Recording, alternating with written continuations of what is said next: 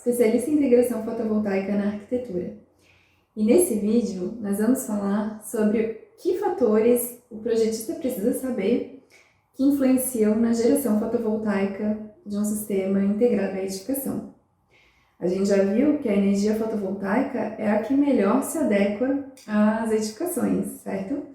Mas a gente precisa entender, então, como que o projetista precisa lidar com esses fatores e o que é importante levar em consideração. Então, no primeiro momento, para uma edificação ter sucesso, ele precisa ter equilíbrio entre esses dois fatores. Ele precisa conseguir agregar valor estético à edificação, a arquitetura como um todo, e esse sistema fotovoltaico precisa apresentar um bom desempenho energético. Vamos falar primeiro da questão estética, O que o projetista pode fazer para melhorar a estética desse projeto integrado à arquitetura? Existem muitos módulos que podem ser utilizados, existem muitas tecnologias, E a gente consegue, conhecendo as tecnologias, a gente consegue exercer, trabalhar a nossa criatividade para utilizá-la da melhor forma. Então, um exemplo são os módulos de silício monocristalino com afastamento entre as células que conferem um grau de transparência para esse módulo. Esse tipo de módulo ele é ideal para trabalhar em carportes, para trabalhar em pergolados, em claraboias, em brises. O efeito estético fica muito interessante. Além disso, a gente também pode trabalhar com módulos que têm uma película colorida sobre o material semicondutor. No caso dessa foto, o módulo é de silício monocristalino e esse material ele tem essa coloração azulada, mas existem outros tons, existem tons dourados, esverdeados, e com isso a gente consegue criar um trabalho de fachada bastante interessante. E além disso, a gente não tem apenas módulos coloridos de uma forma uniforme. Já existem inclusive módulos que têm impresso texturas de tijolos, texturas de pedra, textura de mármore ou até imagens mesmo.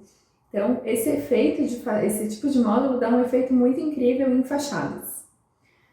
Mas, quando a gente quer trabalhar com integração, estética, às vezes sai muito caro trabalhar com esse tipo de módulos.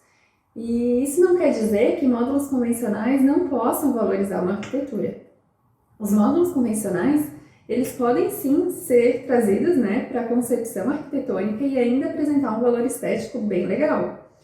Por exemplo, a gente tem aqui essa cobertura com módulos convencionais, que são os mais baratos, eles são mais fáceis de comprar aqui no Brasil, são mais fáceis de se obter, não precisa de importação. Então, eles, ainda assim, mesmo módulos convencionais podem ser utilizados. Além disso, a gente tem também uma série de variações, Então, o projetista, ele conhecendo todas as possibilidades de módulos que existem, fica mais fácil de fazer o seu projeto, concordam? Aqui a gente tem módulos de silício monocristalino e policristalino ou multicristalino, os módulos coloridos nas cores que eu comentei com vocês, a variação de grau de transparência que a gente tem com esses módulos que são ou com células monocristalinas, que são as pretas, ou com uma célula policristalina, que são as azuis. Então a gente tem módulos semi-transparentes, tem diferentes graus de transparência, e a gente tem módulos que são flexíveis, eles se adequam perfeitamente em coberturas curvas. Então, tudo isso, a gente tem como trabalhar na concepção do projeto quando a gente domina essas possibilidades. Mas qual que é o próximo passo, O projetista ele vai ter que fazer essa escolha. Então, o que ele precisa levar em consideração? Em primeiro lugar, onde os módulos irão ficar. Por exemplo, os módulos vão ficar na cobertura? Os módulos vão ficar na fachada? Eu vou fazer um brise? Para que vai ser esse módulo? Ele vai ter algum papel na edificação?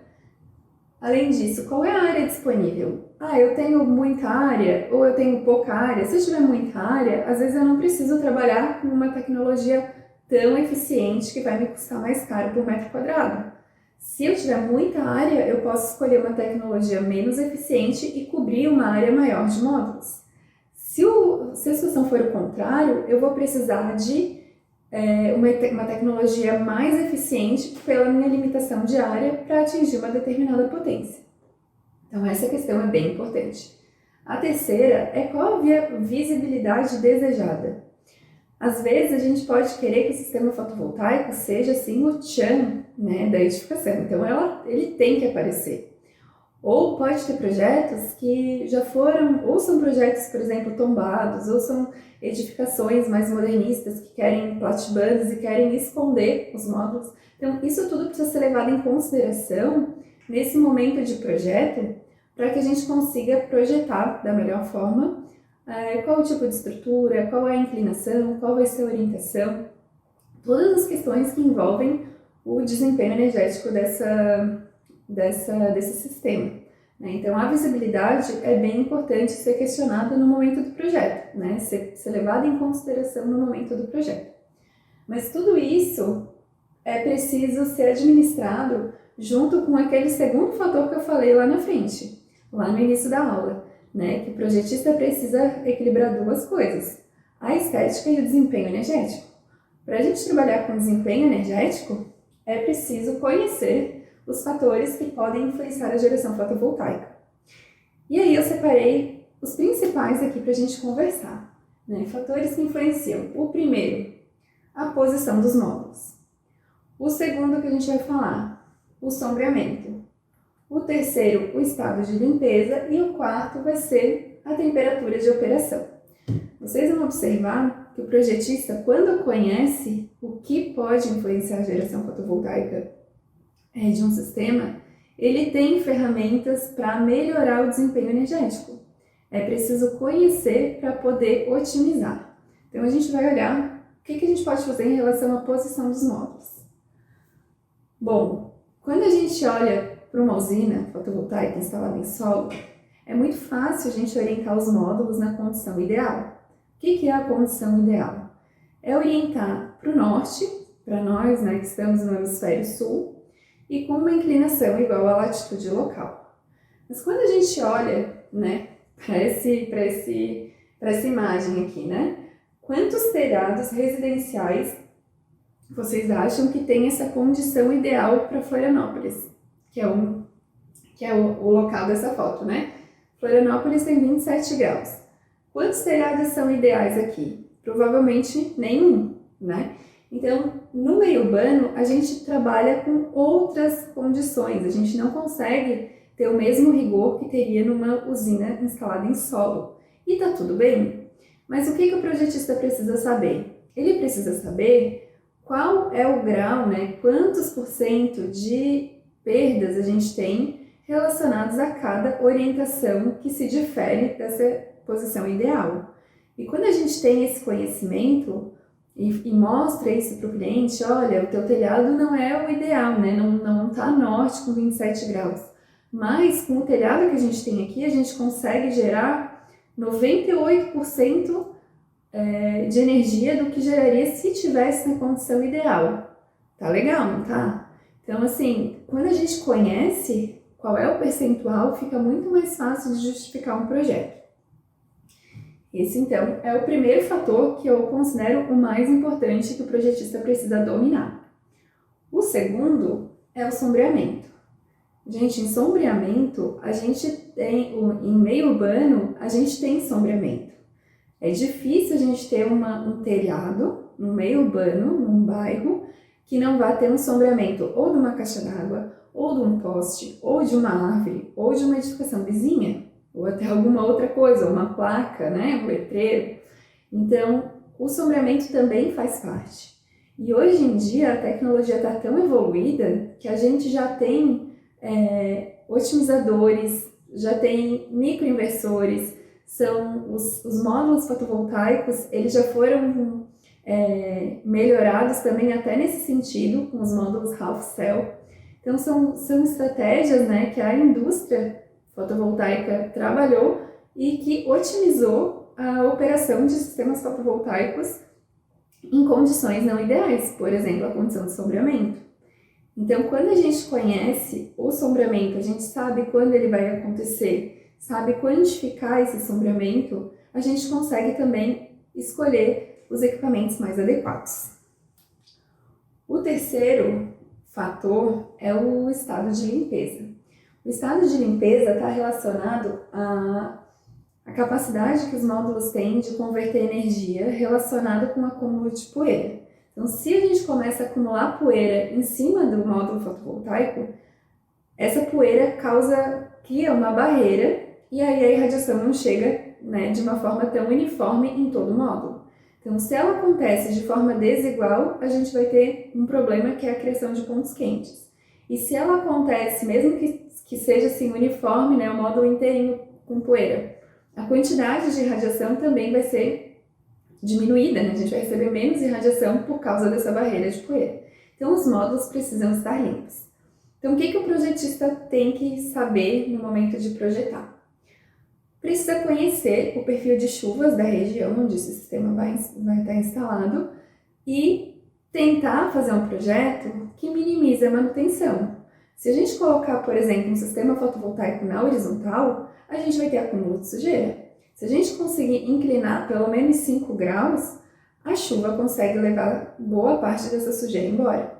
E dependendo da cidade, se a gente tem bastante chuva, é suficiente para garantir que não seja necessário fazer uma limpeza manual.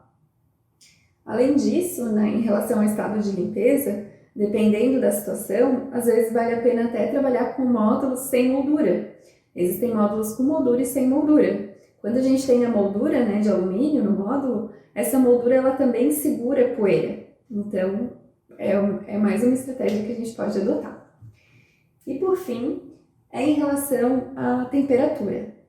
Cada tecnologia fotovoltaica tem um comportamento diante da temperatura. E sempre é negativo, no sentido que quando aumenta a temperatura, a eficiência de conversão dos módulos diminui. Algumas tecnologias operam um pouco melhor do que outras em relação ao calor. Então, algumas operam melhor em climas quentes do que outras, mas todas sofrem com o calor. Então, o que o projetista pode fazer? Ele pode promover a ventilação nas costas do módulo. Né? Como é que se faz isso? Deixando um afastamento suficiente para que tenha corrente de ar. Além disso, o projetista pode pensar em escolher a tecnologia que seja mais adequada àquele clima.